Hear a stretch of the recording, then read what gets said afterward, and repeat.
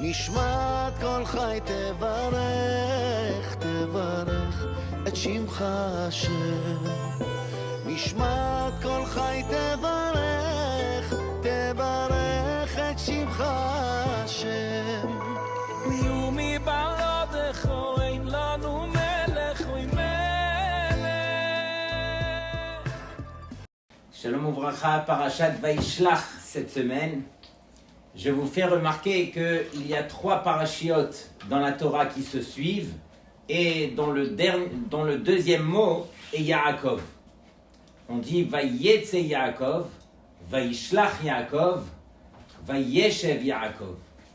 Et le Zohar nous dit que Yaakov représente la Neshama. Et donc, regardez bien, que veut dire Vayetze Yaakov?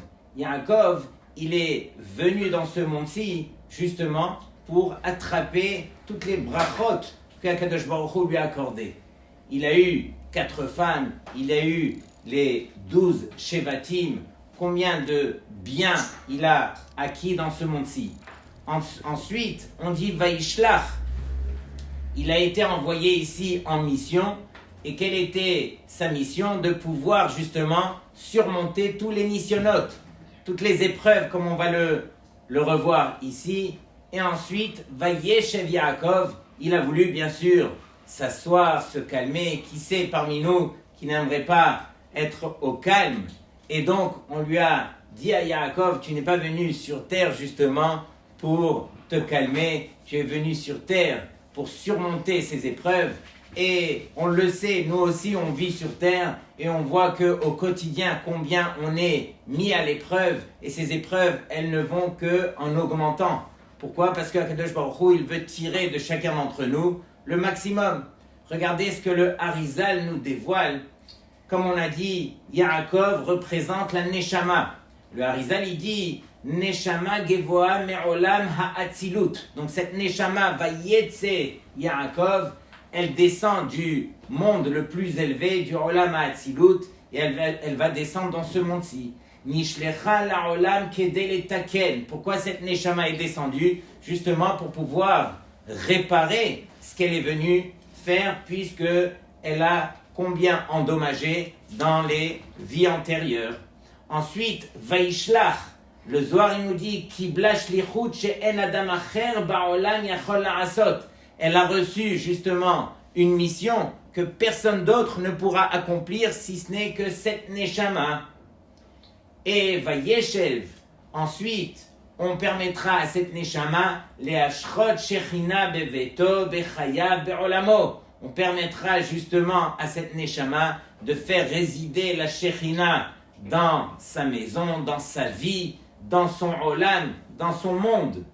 Et donc, Ukshe Adam Chaikar, lorsque l'homme il vit ainsi, lorsqu'il sait qu'il est venu sur terre justement en mission, Yodea Shayetzia Hashlichut Vayeshiva Hen Gzera Elokit. Il sait très bien qu'on a été envoyé, on est venu faire cette mission et on pourra enfin se reposer, c'est-à-dire permettre à Hachem de résider sur terre. Et tout cela, c'est uniquement Hachem qui l'a programmé. Et donc lorsqu'on vient sur terre, on doit réaliser justement que Yaakov Avinu, c'est l'emblème de celui qui a réalisé cela et qui l'a vécu pleinement. Comme on l'a dit plusieurs fois, alors l'homme sur terre, très souvent, il finit par regretter ce qui s'est passé dans le passé. Il est angoissé par le présent et il a peur du futur. Pendant que Yaakov Avinu, il vient nous remontrer encore une fois que tout ce qu'on traverse sur terre, c'était la meilleure chose pour nous de traverser. Et donc le Midrash, il vient nous dire au nom de Yaakov, au travers de toutes ces épreuves qu'il a vécues, regardez bien les grandes étapes que Yaakov Avinu, il a pu surmonter. La première, Lo Shalavti. Yaakov Avinu, il dit, je n'ai pas eu de paix dans ma vie. Alors on fait référence bien sûr à l'épreuve qu'il va traverser auprès de Esav. Et là, c'est une épreuve au niveau de son corps, puisque Esav voulait le tuer. Ensuite, Yaakov, il dit, Lo Shakati, je n'ai pas eu de calme dans ma vie. On fait référence à l'épreuve qu'il a surmontée par rapport à Lavan. Et bien sûr, ça c'était au niveau de son argent. Combien est-ce que Lavan il a essayé de l'entourlouper au niveau de son salaire, etc. Ensuite, Yaakov il dit Lo narti, je n'ai pas eu de repos, et on fait référence à l'épreuve de Dina. On peut imaginer Dina qui a été souillée, la fille de Yaakov Avinu. Et donc sur cela, alors Yaakov il a été éprouvé au niveau de son kavod. Et Vayavo Rogez, la 4e étape, et on fait référence à qui? Rogez, c'est l'énervement, c'est justement Yosef, au niveau de ses enfants. Yaakov Avinu, il a eu le gros lot, le jackpot des épreuves qu'un homme aurait pu surmonter, et lui ne s'est jamais plaint. Avec le sourire, il traverse ce monde-ci comme il sait le faire, et il est là pour nous montrer que l'homme sur terre n'est pas venu pour se reposer. L'homme sur terre est venu justement pour surmonter les épreuves, et pas juste uniquement les surmonter, on est venu les surmonter les khatrila, c'est-à-dire a priori, avec l'entrain, avec encore une fois le sourire. Et donc, on peut enfin commencer notre belle paracha. On voit que Vaishlach Yaakov Malachim. Et donc, on apprend de là que, à part le fait que le Ramchal nous enseigne que ce monde-ci, c'est Olam Hanisionot, c'est le monde des épreuves. Mais lorsque Yaakov Avinu, il envoie des Malachim, c'est marqué Vaishlach Yaakov Malachim. Rashi nous dit de quel Malachim est-ce qu'il s'agit? Malachim Mamash, des vrais anges que Yaakov a envoyés. Et ici, le mot Mamash, ce sont les Rachetevot des mots Malachim mi mitzvot she'asa. Ce sont les anges des mitzvot que lui, il a accomplis. Lorsqu'un homme sur terre, il accomplit une mitzvah, il crée un ange. Ces anges-là que Yaakov Avinu, combien d'anges il a pu créer? Ce sont ces anges qui sont venus le protéger au travers de toutes ces épreuves qu'il a dû surmonter. Et donc, lorsque Yaakov Avinu, il voit enfin qu'il doit se confronter à Esav, il n'a pas le choix. Après au moins 34 ans, alors bien sûr, il se prépare, comme on le sait, sur 3 niveaux. Il se prépare au niveau de la guerre, c'est-à-dire qu'il va séparer son camp en 2. Ensuite, il se prépare au niveau de la tfila, Hatzilenina miyad achim miyad Esav. Et ensuite, il prépare bien sûr des cadeaux pour pouvoir jouer sur tous les plans, pour pouvoir toucher Esav. Parce que la finalité de Yaakov n'était pas de faire la guerre contre Esav, était justement de gagner Esav, comme on va le voir par la suite. Et donc Yaakov Avinu, il finit par se représenter devant Esav, et il lui dit, fais attention à Esav, im Lavan garti, alors j'ai pu habiter chez Lavan pendant toutes ces années, et Rashi nous dit que garti, ce sont les lettres des mots, du mot Tariag, c'est-à-dire les 613 mitzvot, Shamarti, j'ai gardé. De quoi est-ce qu'il s'agit? Bien sûr, il les a gardés au travers du limoud qu'il a eu. Il ne pouvait pas accomplir les 613 mitzvot, mais au travers du limoud, c'est comme ça qu'il avait accompli les 613 mitzvot. Et c'était uniquement pour montrer à Esav que, regarde avec combien d'anges j'arrive devant toi, Esav. Alors, je voudrais partager justement le Perek Lamed Gimel Pasuk Aleph. Lorsque, finalement, Yaakov, il a la rencontre avec Esav, il est écrit Vaïssa Yaakov Enav, Vayar Vehine Esav Ba. Et donc Yaakov, il lève les yeux et il voit Esav arriver. Ve'imo Arba Meot Ish. Et donc, il y avait 400 hommes, 400 généraux qui avaient avec eux, sous la tutelle, il y en a qui disent même 1000 hommes chacun. Et donc, tous ces gens, tous ces généraux arrivent pour faire la guerre contre Yaakov. Et voici que Yaakov va yachad cet yeladim al Léa ve al Rachel ve acheté à Shefachot. Et donc, il a coupé le camp en 2. Va yasem et à Shefachot ve yelden rishona. Donc d'abord, il a mis les servantes avec leurs enfants. Ensuite, vet Léa viladea acharonim. Ensuite, Léa avec ses enfants. Vet Rachel vet Yosef acharonim. Et Rachel et Yosef en dernier. Pourquoi Rabotai? Pourquoi est-ce qu'il met Yosef en dernier? Rashi, lui, nous dit parce que Aharon, Haviv, le dernier, il m'est tellement précieux, tellement cher, que je vais le mettre en arrière. Rabotai, imaginez un père qui vient à la rencontre d'un des plus grands, si ce n'est pas le plus grand, un de ses descendants, Imarchemo Vezirro, Hitler. Imaginez qu'on doit passer devant Hitler. Et on a sa femme et ses enfants, et on doit se représenter devant lui. Qu'est-ce qu'on fait? Alors, on va prendre celui qu'on aime le plus, et on va lui dire, regarde, toi tu mets le plus cher, mets-toi en arrière. J'ai peur pour toi. Toi, je t'aime un peu moins, mets-toi au milieu. Toi, encore moins, mets-toi en avant. Et donc, on est en train de lire ici un récit, et on se demande, mais qu'est-ce qu'il a fait Yaakov Avinu? Personne d'entre nous n'aurait fait une chose pareille. Est-ce que Yaakov Avinu peut faire une chose pareille? Il a mis d'abord les servantes avec leurs enfants, ensuite Léa et ses enfants, et ensuite Rachel avec Yosef. Qu'est-ce qui s'est passé? Rabotai, ça c'est la question de Maran Harav Shach, le Rosh Yeshiva de Ponyovitch pendant 50 ans, Zatzal. Et donc, Rav Shach, il répond et il dit qu'un homme sur terre, Ulo Ohev Lisbol, il n'aime pas souffrir, il n'aime pas endurer des épreuves. Tout ce qui est difficile pour l'homme, par sa nature, il aime se la couler douce, il aime que tout aille facilement. Et donc, Rav Shach, il raconte que combien sont venus le voir au travers des épreuves de leur vie et qui lui ont demandé sa bracha. Lui, bien sûr, il accordait la bracha, mais il leur disait, écoutez, alors bien sûr, je prie pour vous que vous n'ayez jamais dans votre vie à souffrir, que tout se passe dans la simcha la plus grande. Mais ce que vous avez souffert jusque-là, alors ne le vendez pour rien au monde. Pourquoi? Parce que ça sera votre plus grand passeport dans votre Olam Haba. On n'a pas idée, lorsqu'on arrive dans son Olam Haba, combien ces épreuves, ces difficultés, toutes ces choses que HaKadosh Baruch Hu, il nous fait traverser, combien ces choses-là seront réellement notre avocat le plus cher devant Hachem, puisque c'est ça ce qui nous donnera des mérites. On raconte, c'est le Rav Chaim Kanievski qui a raconté cette histoire, et il l'a racontée à son petit-fils, donc c'est une histoire qui est vraie. Il dit, moi aussi, lorsque j'étais jeune, j'ai commis une grave bêtise. Qu'est-ce qu'il a fait, Rav Chaim Kanievski? Il a dit, j'étais jeune, j'ai jeté une pierre qui a atterri sur la fenêtre du Beth Hamidrash et qui a cassé la vitre. Mais derrière cette vitre, il y avait nul autre que le grand de la génération, le Chazon Ish.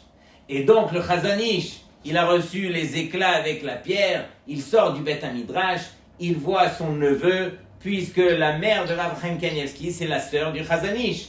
Il voit son neveu, il le prend et il lui met une claque.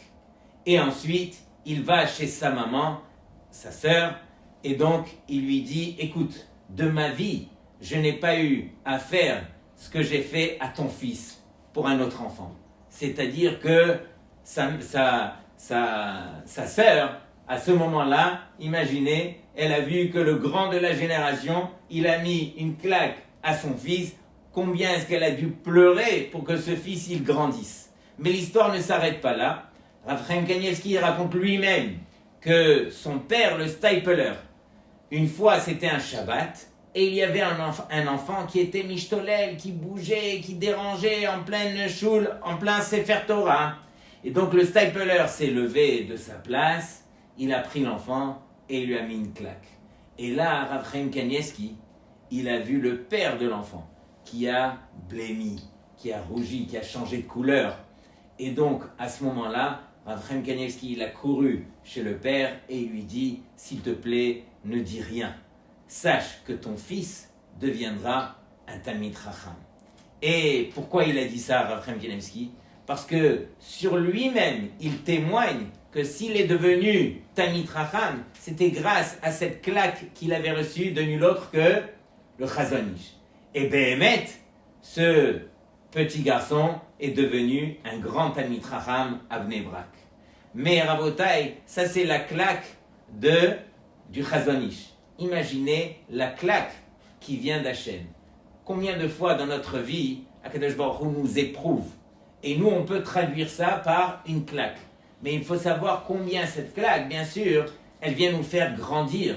C'est grâce à elle qu'on pourra surmonter et devenir celui que Béhémet, on doit devenir. Alors bien sûr, tous les jours, on demande à Hachem, Al tevienu l'idée nisayon, qu'on n'ait pas d'épreuve, on ne veut pas de claque, on ne veut rien du tout. Mais si déjà, alors qu'on puisse l'apprécier, parce qu'on sait que Akadosh Baruch Hu, notre Père, combien est-ce qu'il nous aime, s'il nous fait traverser des moments qui sont difficiles, c'est justement pour qu'on puisse s'en sortir.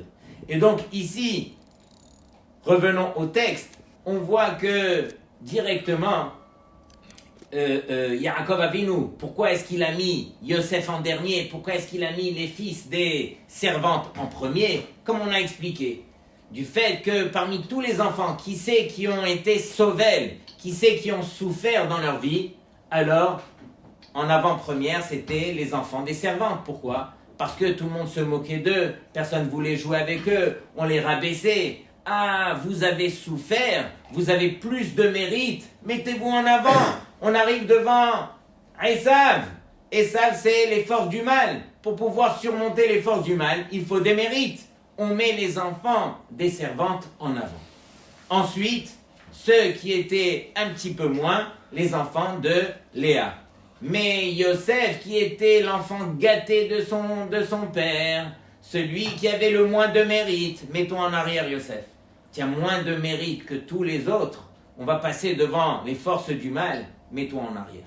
Et donc Rabotai, regardez le récit, comment est-ce qu'on peut le lire d'une façon, et lorsqu'on voit l'explication, ça se comprend complètement différemment.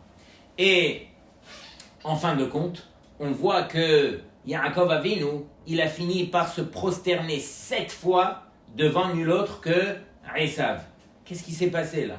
Pourquoi tu te prosternes 7 fois devant les forces du mal ? Et donc Rabotai, regardez le secret que j'ai lu cette année. Il s'agit d'un secret qui a été enseigné par un des grands Mekoubalim, c'est nul autre que le père du rabbi de Lubavitch. Il écrit comme ça. Il dit que finalement, Esav, il faut réaliser que c'est un juif. C'est un juif qui est moumar. Moumar, c'est quoi ? Qui veut aller selon ses passions. Et donc, pourquoi je dis c'est un juif ? Parce qu'il vient d'un père et d'une mère qui sont juifs, contrairement à Ishmaël. Et Yaakov Avinu, il savait qu'il avait aussi cette shlichut, cette mission d'aller chercher chez Esav ce qu'il avait de bien à l'intérieur de lui. Et donc, Yaakov Avinu, tout ce qu'il voulait après ses 34 ans, lorsqu'il a rencontré son frère, c'était justement de rapprocher son frère. Et là commence le chidouche. Il dit, entre Yitzhak et Yaakov, alors Yitzhak, il a voulu tout transmettre à Yaakov. Et on sait que la valeur numérique de Yitzhak équivaut à 208. 208, c'est quoi ? C'est 8 fois 26. 8 fois le nom d'Hachem. Pendant que Yaakov équivaut à 182, qui est égal à 7 fois 26. Mais normalement, un père, il transmet tout à son fils. Où est passé le 8e 26 qui manquait chez Yaakov ? Sur cela, alors, on revient chez Esav. Esav, c'est la valeur numérique de 376. Et c'est quoi 376 ? C'est 1 fois 26 et 7 fois 50. C'est quoi 50 ? 50, c'est tamé. Et donc, du fait que Esav, lui, il était tamé, c'était l'emblème même de la touma, de l'impureté, alors Yaakov Avinu, qu'est-ce qu'il a dû faire ? Il a dû justement se prosterner devant Esav pendant 7 fois pour enlever à chaque fois une couche de touma, une couche d'impureté, et en fin de compte pouvoir récolter le 1 fois 26 qu'il y avait chez Esav qui va compléter justement à 8 pour Yaakov.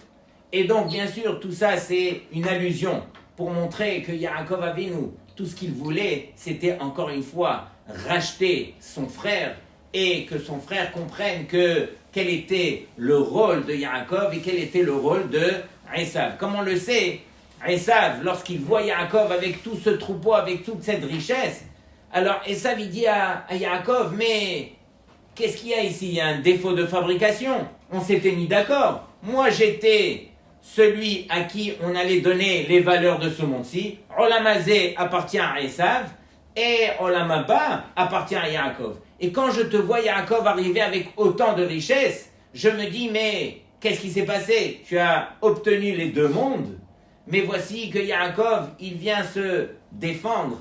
Rappelez-vous, lorsque Esav revenait des champs et qu'il était bien sûr fatigué, alors il arrive vers Yaakov et il dit à Yaakov, Yaakov, jusqu'à quand tu vas te balancer devant ce livre? Fais ta prière, mange cachère, étudie un petit peu, mais profite des valeurs de ce monde-ci. Hachem nous a mis dans ce monde-ci pour profiter des valeurs. Et donc, Yaakov Avinu, il lève les yeux et il lui dit à Esav, tu n'as pas compris. Puisque toi, tu reviens des champs, tu reviens justement des valeurs de ce monde-ci.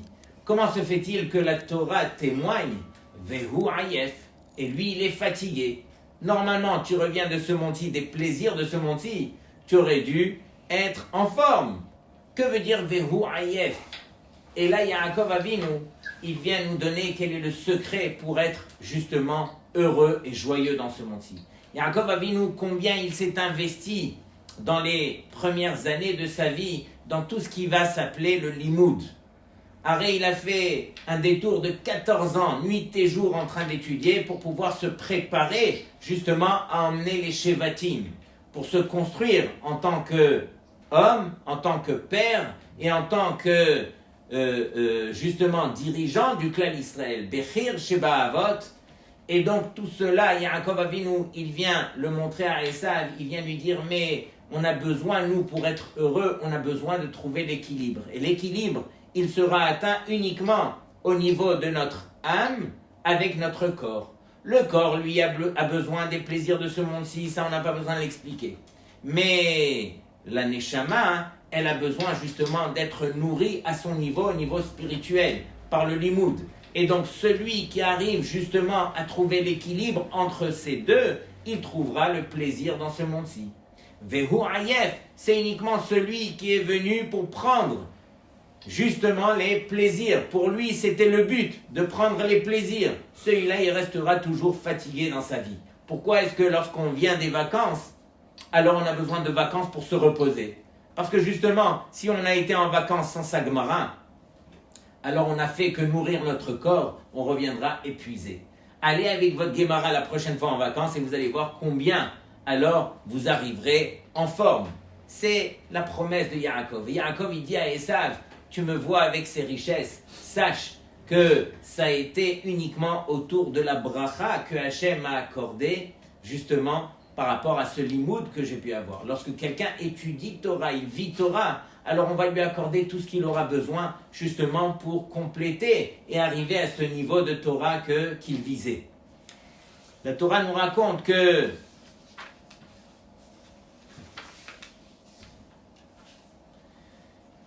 il est écrit Vaishlach Yitzhak et Yaakov, Vayelech Padena Aram, El Lavan ben Betuel Arami, Ahi Rivka, Em Yaakov et Esav. Écoutez bien ce verset.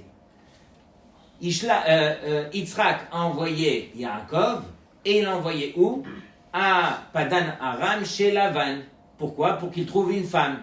Mais il est écrit que ici on parle de Lavan, le fils de Betuel, le frère de Rivka, et c'est qui Rivka? Em Yaakov et Esav, la mère de Yaakov et de Esav. Rashi, on n'arrive pas à comprendre.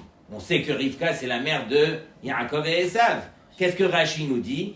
Em Yaakov et Esav, Eni yodea ma melamedenu. Rashi dit, je ne sais pas. Qu'est-ce que cela vient nous enseigner? Rabotai, Rashi ne sait pas. Mais on peut proposer un petit quelque chose. Bien sûr que ça ne sera pas le Rashi. Mais disons que Rivka, alors, n'a jamais abandonné son fils. Ne pensez pas une seconde qu'elle a déguisé Yaakov pour entourlouper Esav et mettre Esav de côté complètement, quelque part le dénigrer et tout miser sur Yaakov. Rivka savait très bien que malheureusement de Esav, il ne restait plus d'étincelle de Kedusha, on ne pouvait plus obtenir de bien de lui, et donc il fallait absolument accorder le tout à qui? À nul autre que Yaakov. Et donc c'est la raison pour laquelle, alors elle restera toujours aime Yaakov et Esav. Est-ce qu'une mère, elle aime son fils? C'est même pas une question. Mais elle savait quel était le émet entre ses enfants. Et donc, elle se devait justement pour le bien des générations à venir. Puisque tout l'enjeu des brachot, c'était pour nous justement. Alors, on se devait d'y arriver. Tout ça pour terminer. Finalement, il y a eu la rencontre. Et ils se sont embrassés. Nous, on pensait qu'il y aurait du sang, qu'il y aurait de la guerre avec 400 hommes, etc.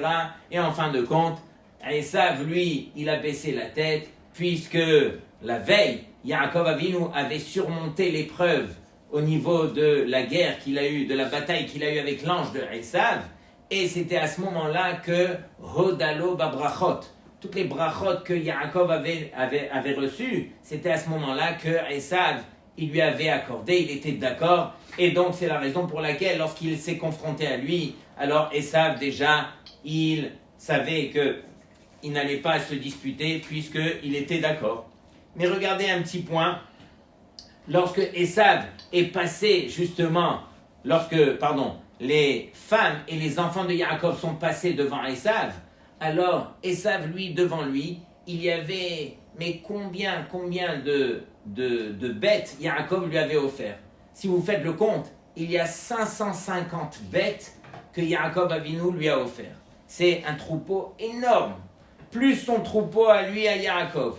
Pour gérer un troupeau pareil, combien il fallait justement de bergers, combien il fallait de chiens pour accompagner ces bêtes, combien il y avait de choses autour de Esav, et il est écrit dans le texte que Vayar Esav et Hannashim vet Hayeladim. Esav, il a levé les yeux, qu'est-ce qu'il a vu?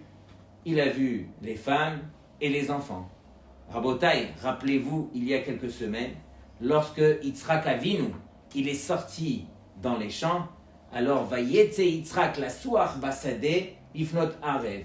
Yitzhak, il est sorti pour faire la tfila de Mincha. À ce moment-là, arrivait justement son shidur, Rivka, sur les Gemalim, sur les chameaux, avec les servantes de Rivka, qui étaient accompagnées par Eliezer. Et voici que Vaïssa Enav, Yitzhak a levé les yeux, Vayar et Agemalim. Il a vu les chameaux. Aré Yitzhak, il aurait pu voir autre chose. Il y avait Rivka, Vayar et Agemalim. Pendant que ici, Esav, il lève les yeux, Vayar et Hannashim. L'homme ne voit que ce qu'il a dans la tête de vouloir voir. Ce qu'on voit avec les yeux, ce n'est que le reflet de ce qu'on a dans la tête. Rabotai, ça c'est une des leçons qu'on se doit d'intégrer à l'intérieur de nous. Combien on se doit de ressembler à Yaakov et non pas à Esav. Combien on se doit de travailler ce qui se passe dans notre tête pour que nos yeux puissent justement jouir de la Kedusha que Akadosh Baruch Hu nous a réservé. Tout celui qui se préserve au niveau des yeux aura le mérite, après 120 ans, de pouvoir voir la Shekhinah. On raconte que Baba Salé, alors, qu'est-ce qui a fait dévoiler Baba Salé sur terre? Puisque aujourd'hui, c'était la Hiloula de nul autre que le grand frère de Baba Salé. Ok? Rabbi David Abou Hatzera. Et Baba Salé, lorsqu'il a été dévoilé sur terre, c'est qu'il y avait un qui était sur chaise roulante et qui ne faisait pas Shabbat. Baba Salé lui a dit, prends sur toi Shabbat et sache que tu marcheras. Il a pris sur lui Shabbat, et voici qu'il s'est levé et il a pu marcher. Tout le monde a pu témoigner d'une chose pareille, ça a fait le bruit. Mais il y en a peu qui sont au courant de la suite de cette histoire. Quelle est la suite? C'est que, en fin de compte, Baba Salé, le lendemain, alors il a été dans la yeshiva du Negev, celle de Rav Issachar Meir Zatzal, un énorme rav, qui commençait à vouloir faire la yeshiva dans le sud, là où il habitait Baba Salé, et il est venu avec toutes ses économies. C'était à l'époque $40,000. 40 000 $ de l'époque, c'était énorme, c'était gigantesque. C'était tout ce que Baba Saleh il avait mis de côté pour marier ses enfants. Il a pris tout cet argent, il est venu chez Rav Israël Meir et il lui dit, regarde, tu vas ouvrir une yeshiva et le mérite de ces étudiants, alors Bezrat Hashem, j'aurai une partie dedans. Et donc le Rav lui dit, mais Vodarav, autant d'argent, qu'est-ce qui se passe? Il lui dit, mais regarde, avec tout ce qu'ils ont raconté sur moi, alors on m'a payé sur terre un énorme kavod, je me dois de me débarrasser de ce kavod, c'est pourquoi je préfère donner tout cet argent, que cet argent, elle passe justement pour m'enlever ce kavod qu'on m'a pris. Abotai, c'est ça les tzadikim. Les tzadikim, ils sont là justement par rapport aux mitzvot. Les mitzvot, comme on a dit, ils créent des anges, et ces anges viennent nous protéger. Shabbat shalom les kulchem.